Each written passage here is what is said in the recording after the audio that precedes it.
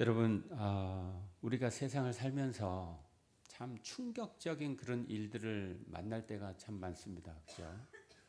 가장 여러분은 살면서 가장 충격적인 일이 뭐라고 생각하십니까? 어떤 일을 겪었습니까? 아마 가장 사랑하는 사람을 잃은 경험이 가장 충격이지 않을까 하는 그런 생각을 해봅니다. 어느 심리학자가 이야기하기를 자기의 반려자, 그러니까 남편은 아내를, 아내는 남편을 잃는 것을 가장 큰 충격이고 트라우마라고 이야기를 하더라고요. 여러분 어떻게 생각하십니까? 저도 동의를 하고요. 저희 어머니가 지난달에 소천하셨는데 86세로 소천을 하셨어요. 장례식에 오시는 분들 가운데 이런 얘기를 하시는 분이 있더라고요. 저도 많이 해본 것 같아요. 무슨 얘기냐 하면은 잘 됐다는 거예요. 많이 아프지 않고 그동안 힘들었는데 잘 가셨다 하고 이야기를 하더라고요. 여러분 그 말을 어떻게 생각하십니까? 여러분도 그렇게 느끼십니까? 85세 잘 가는 걸까요? 아니면 90세면 많이 살았으니까 호상이다. 우리는 그렇게 이야기하지 않습니까? 저도 그렇게 생각을 했어요. 85세, 80세만 넘어도 많이 사는 거다 하고 생각을 했어요. 그래서 친구 어머니가, 아버지가 소천하면은 잘 가셨네, 호상이네, 그냥 쉽게 이야기를 했어요. 근데 제 어머니가 돌아가시니까 아닌 거예요. 그게 아니야. 가슴이 무너져 내리는 거예요. 여러분 86세가 됐는데도 제 가슴이 무너지더라 이거죠. 여러분 우리는 참 남에 대해서 공감을 잘 못합니다. 그죠? 제가 그랬던 것 같아요.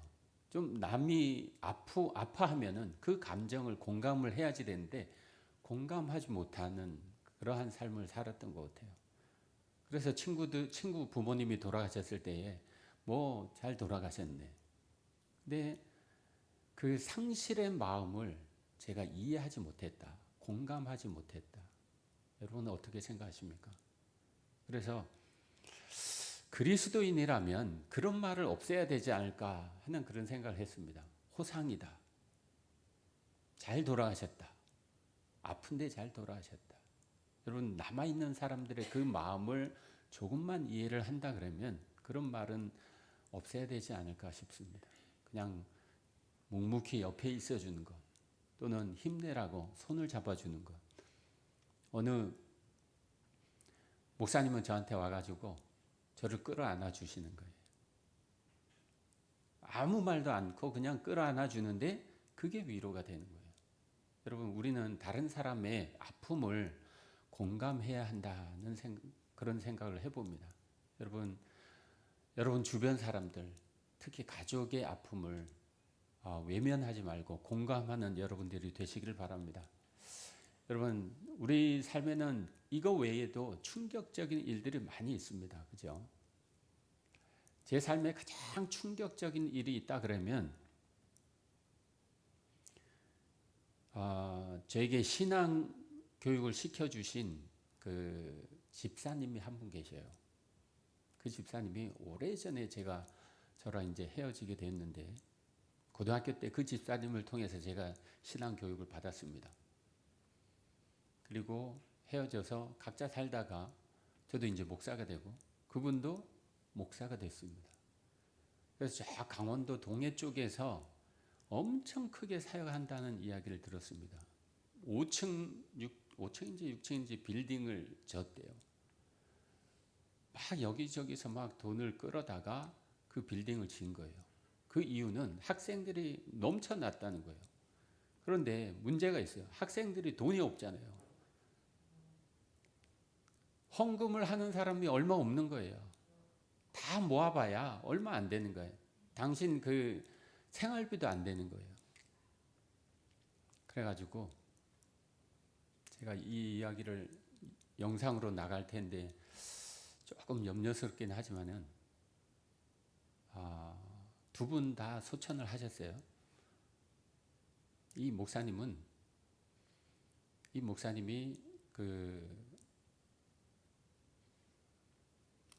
장인한테 돈을 좀 빌려달라. 이 문제를 좀 해결해달라. 그랬는데 이분이 거절하셨어요. 그래가지고 그 많은 부채를 안고 어찌할 바를 몰라 고민하다가 목사님이신데 스스로 목숨을 끊으셨어요. 제 삶에 아마 가장 충격적인 일이 이 일이 아닐까 하는 그런 생각을 해봅니다. 지금도 생각하면 참 마음이 얼마나 아픈지 몰라요. 만약 그분 주변에 정말 그분의 아픔을 공감하고 돕고자 하는 사람이 있었다 그러면 그런 일이 벌어지지 않지 않았을까 하는 그런 생각을 해봅니다. 여러분, 우리는요, 남의 아픔을 공감할 줄 알아야지 됩니다. 그죠?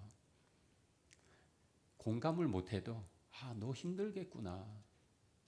내가 너를 위해서 기도할게. 이 정도는 해야 그리스도인 아닙니까? 그죠? 많이 힘들지. 내가 기도할게. 내가 뭘 도와주면 될까? 이렇게 나가야 정상이지 않습니까? 지금은 그 장인 되시는 분도 또 그분도 다 소천을 하셨습니다. 얼마 전에 한 6개월 전에 소천을 하셨는데 충격적인 일들은요. 이뿐이 아니에요. 오늘 본문에도 충격적인 사건이 있습니다. 여러분, 우리는 엘리야에 대해서 어떻게 생각합니까? 오늘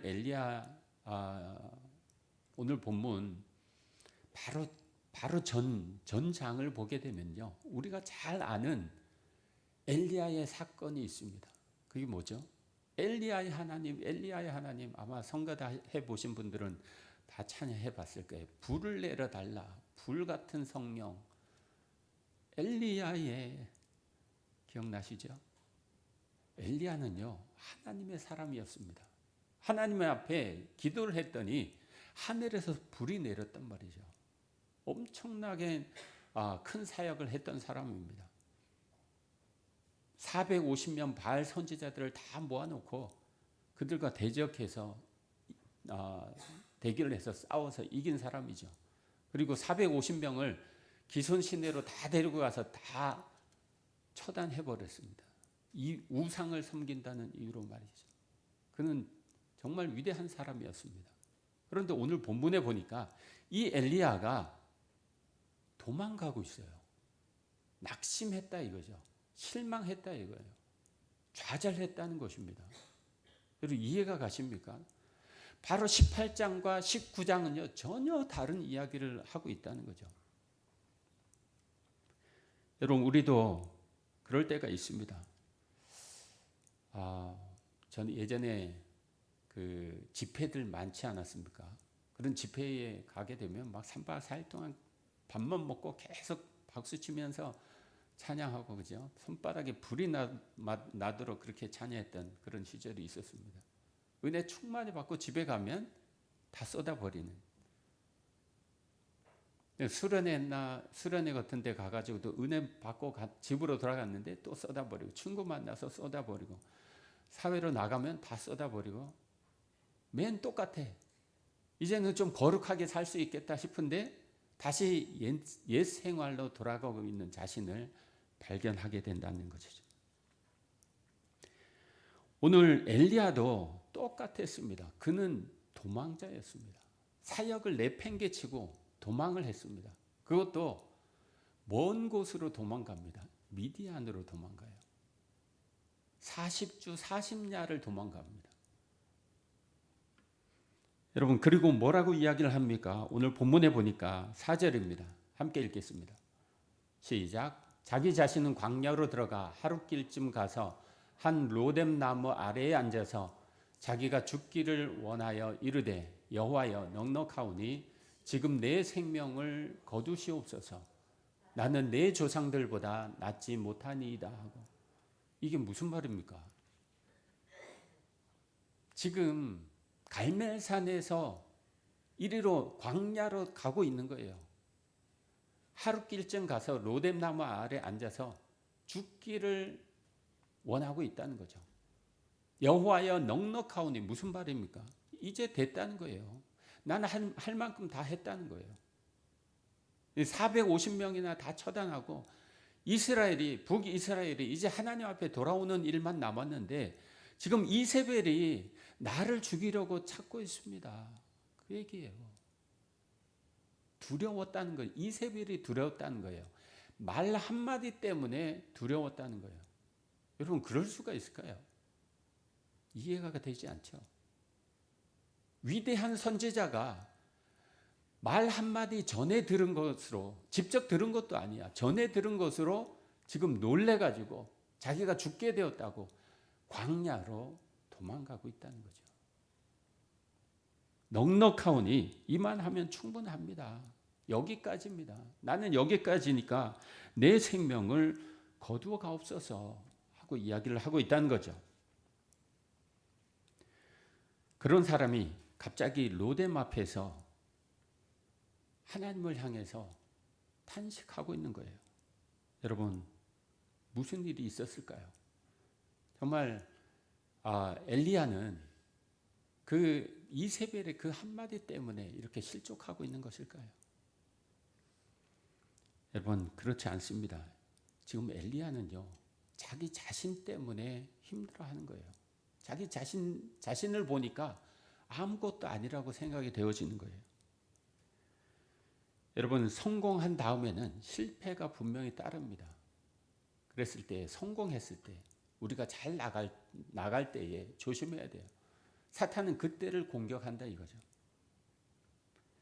오늘 본문을 자세히 보게 되면 이렇게 기록되어 있습니다. 10절입니다. 다시 읽겠습니다. 시작. 그가 대답하되 내가 만군의 하나님 여호와께 열심히 유별하오니 이는 이스라엘 자손이 주의 언약을 버리고 주의 제단을 헐며 칼로 주의 선지자들을 죽였음이오며 오직 나만 남았거늘 그들이 내 생명을 빼앗아 찾아 빼앗으려 하나이다. 이세벨이 내 생명을 빼앗으려 하나이다. 여러분 이세벨이 엘리야의 생명을 빼앗으려 한다 그러면 하나님이 가만히 있을까요? 가만히 있지 않죠. 능력의 하나님이 하나님의 사람인데 하나님이 보호하시죠. 아합 앞에서 450인을 쳐 죽인 사람이란 말이죠. 그런데 왜 이렇게 나약한 소리를 하고 있느냐 이거죠. 근데 14절에도요 똑같이 이야기를 하고 있어요. 여러분 19절 14절이 토시 하나 틀리지 않고 똑같아요. 지금 엘리야는요 북이스라엘에서 광야를 지나서 40주 40야를 가서 미디안에 지금 가 있습니다. 호렙에 가 있어요. 호렙산에 가 있어요. 엄청나게 멀리 도망간 거 아닙니까? 그 길이로 보면 대략 한 600km 됩니다. 지금 서울에서 문제가 있었다고 저 제주도까지 도망간 그런 격인 거예요. 여러분 이게 이해가 되십니까? 네, 하나님이 지금 10절은요 굴 안에서의 이야기입니다. 굴 안에서 하나님이 물었을 때에 너 왜 여기 있느냐 물으니까 이렇게 대답하죠. 그리고 14절은요 굴 밖에서 좀 똑같은 다른 상황 다른 곳이지만 똑같은 말을 토시도 틀리지 않고 똑같이 이야기하고 있어요. 무슨 얘기입니까? 변화가 없었다는 거예요. 그의 마음에 변화가 없었다는 거예요. 하나님을 만났음에도 불구하고 하나님께서 그를 먹이셨음에도 불구하고 변화가 없었다는 거죠. 여러분 사람이 무너질 때에 특징이 있습니다. 계속해서 같은 말을 합니다. 나 혼자입니다. 나는 할 수 없습니다. 나를 이해해 주는 사람은 없습니다. 그 엘리야가 지금 그 상태라는 거죠. 문제는 이게 사실이 아니라는 거예요. 거짓이라는 겁니다.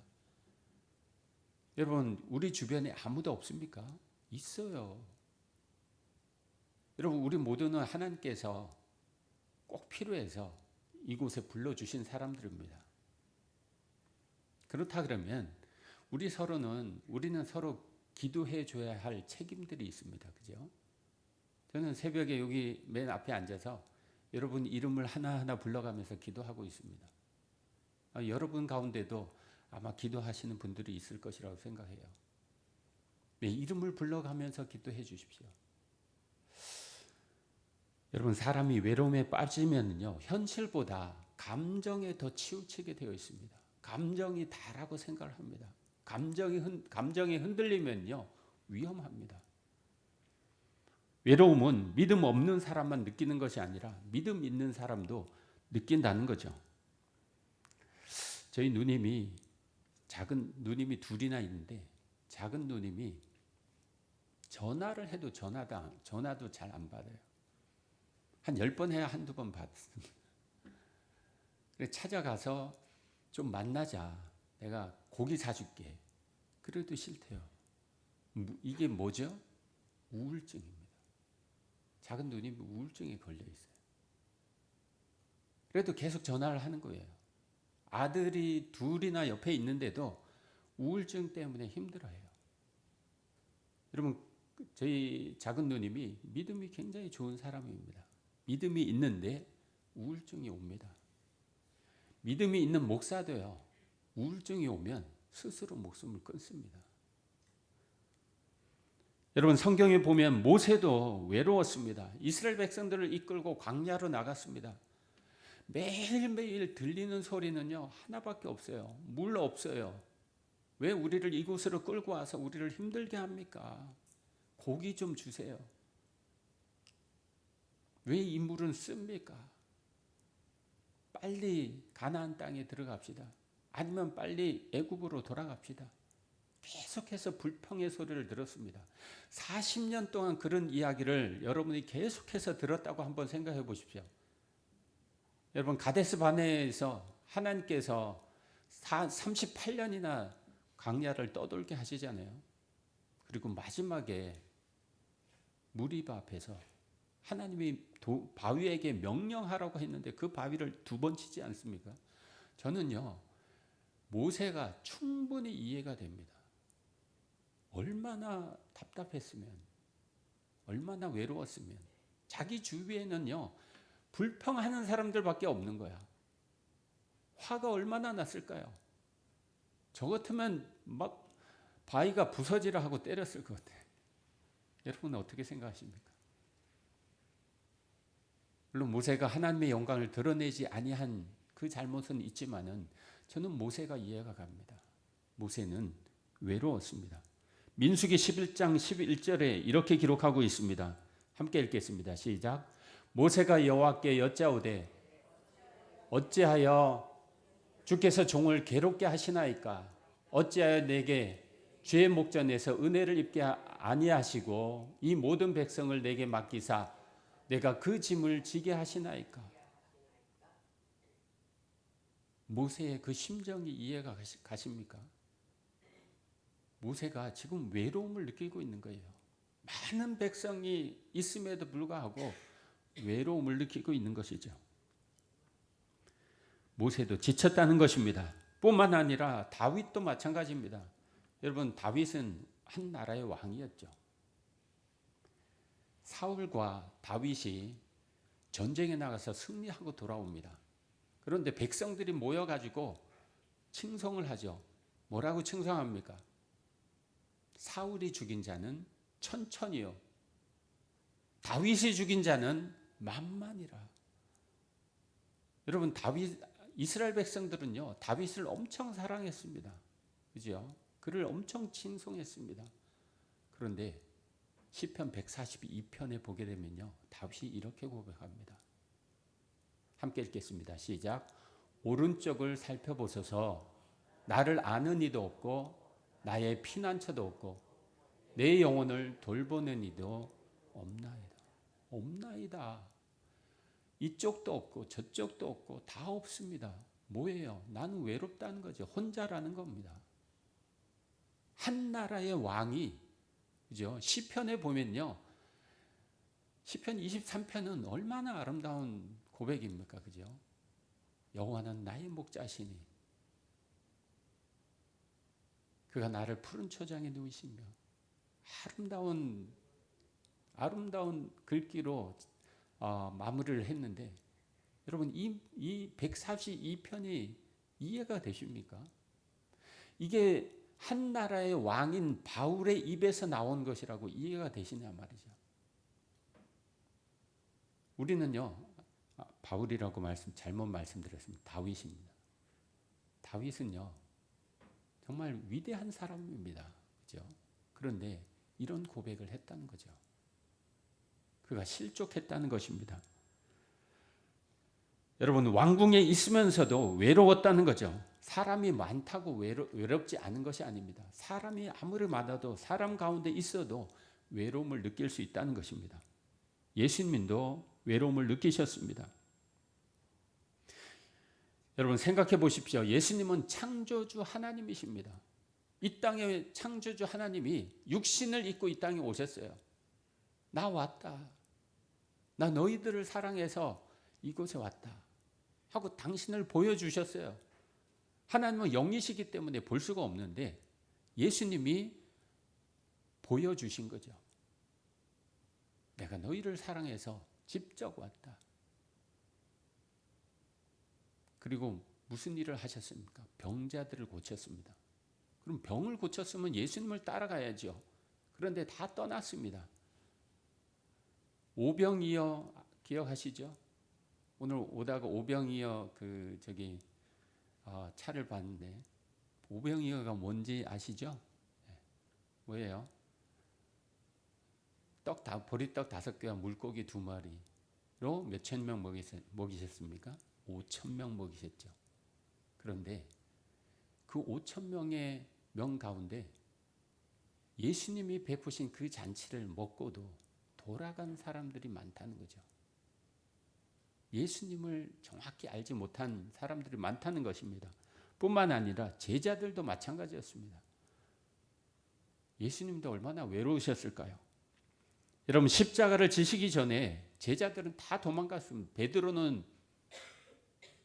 부인하고요. 유다는 배신했습니다.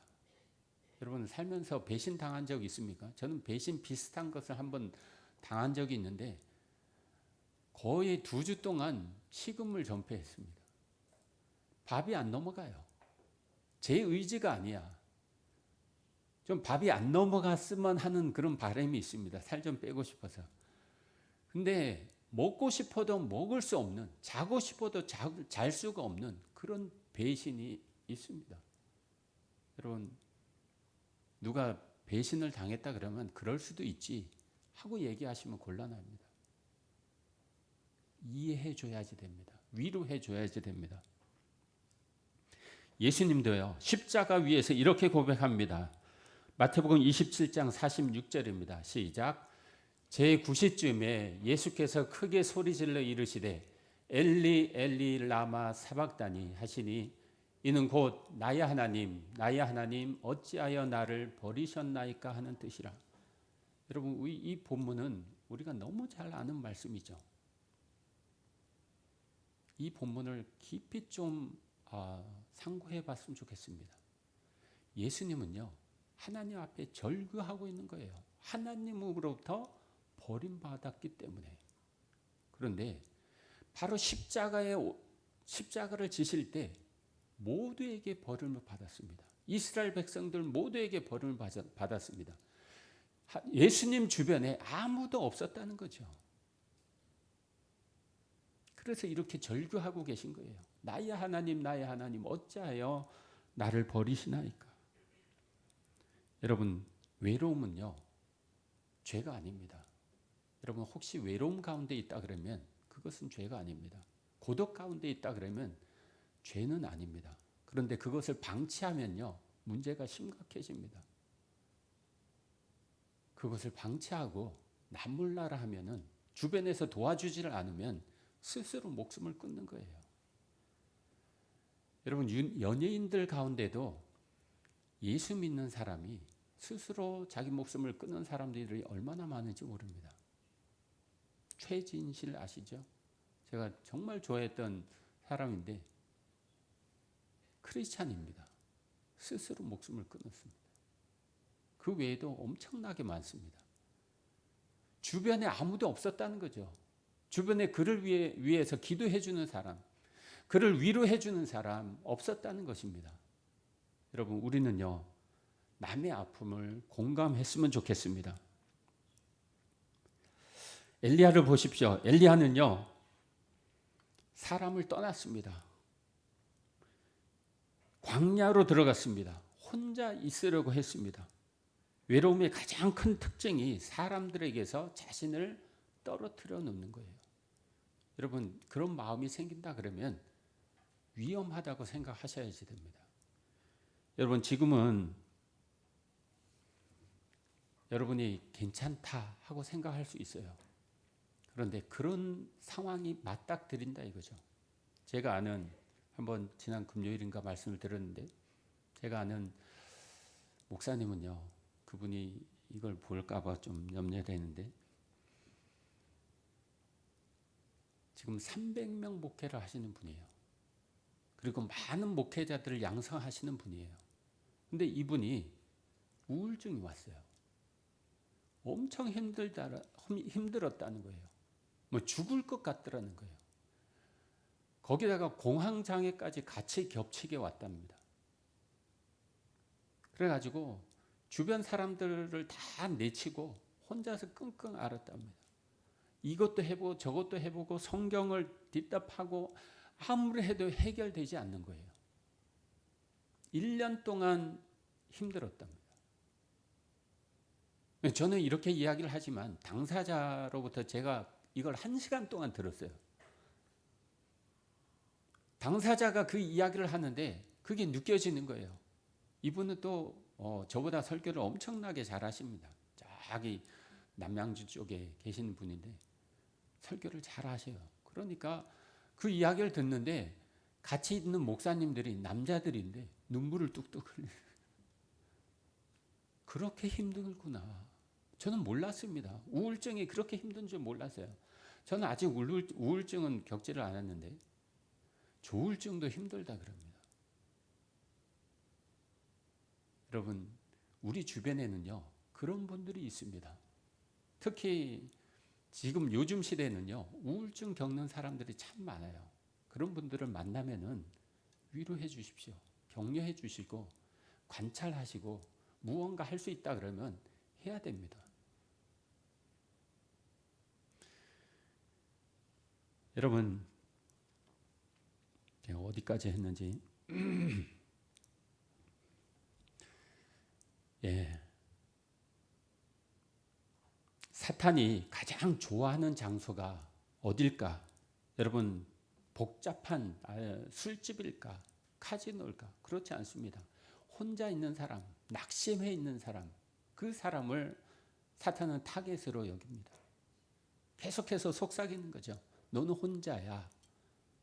너는 아무것도 할 수 없어. 하고 속삭입니다. 이런 소리가 계속해서 우리 귀에 들린다 그러면 위험한 상태라는 것이죠. 엘리야는요, 그 거짓말을 믿은 거예요. 하나님이 함께 하시는데 그걸 바라보지 못했던 거죠. 오늘 찬양을 하는데 제가 첫 찬양에 엄청 은혜를 받았습니다. 이 눈에 아무 증거 아니 배워도. 여러분, 그 설교가 그 찬양이 설교의 전부예요. 우리 눈에 보이는 것이 아무것도 없어도 우리가 무엇으로 신앙생활을 합니까? 하나님께서 약속하신 그 말씀으로 신앙생활을 하는 거예요. 그 약속을 믿음으로 걸어가는 거예요. 그죠? 나는요, 여러분은, 나의 감정은요, 정확하지가 않아요. 거짓말에 휩쓸립니다. 그러면 무엇을 기준으로 할 것이냐? 말씀을 기준으로 삼아야 한다는 거죠. 말씀은요, 뭐라고 하십니까? 내가 너와 함께 한다. 마태복음 28장에 뭐라 그럽니까? 내가 세상 끝날까지 너와 항상 함께 하겠다. 세상 끝날까지 항상 너와 함께 하겠다. 가끔 너와 함께 하는 것이 아니라 항상이라고 말씀하셨습니다. 그리고 예수님의 이름이 무엇입니까? 임마누엘 아닙니까? 우리가 하나님이 우리와 함께 하신다. 하나님이 우리와 함께 하시기 위해 예수님이 오셨단 말이죠. 하나님은 계속해서 성경 전체를 통해서 나는 너에게 관심이 있어. 너를 사랑해. 너와 함께 할 거야. 계속해서 말하는데 우리는 내 감정에 치우쳐서 믿음을 저버린다는 것입니다. 여러분, 말씀 위에 서는 우리가 되길 바랍니다. 여러분, 엘리야가 실족하고 외로움을 느꼈을 때에 하나님이 어떻게 하십니까?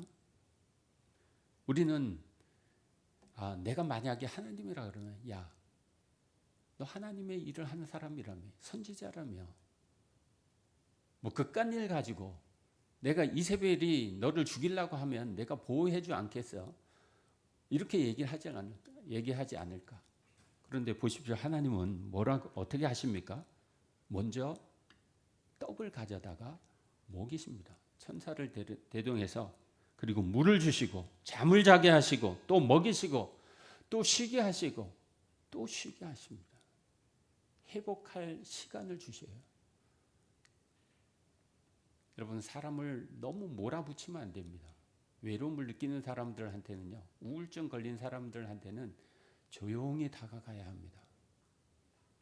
어머니가 아이가 울고 있으면 어떻게 합니까? 울지 마!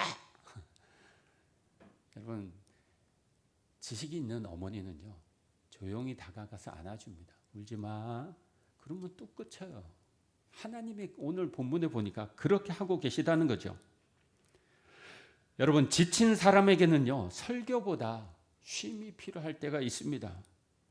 상처받은 사람에게는요, 책망보다 위로가 필요할 때가 있다는 것입니다. 오늘 하나님은 호렙산에 찾아가십니다. 미디안에 있는 호렙산에 찾아가셔서 큰 바람이 지나가게 하십니다. 그런데 하나님이 거기 계시지 않아요. 지진이 일어납니다. 하나님이 거기 계시지 않습니다. 큰 불이 일어납니다. 거기에도 하나님이 계시지 않습니다. 그리고 마지막으로 세미한 음성으로 말씀하십니다. 뭐라 그러십니까? 엘리야야, 내가 왜 여기 있느냐?